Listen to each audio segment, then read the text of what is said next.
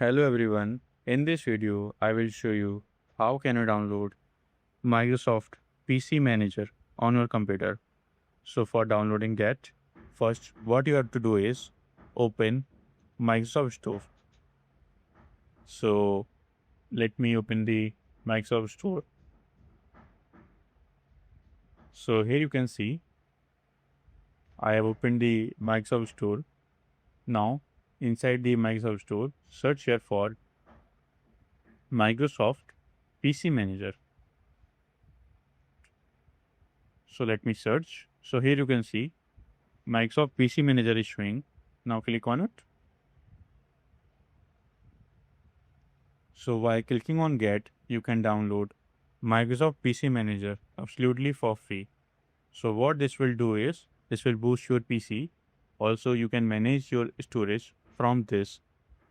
Also, you can do health checkup. Also, there are some toolbox and mini toolbars which you can use to increase your productivity while working.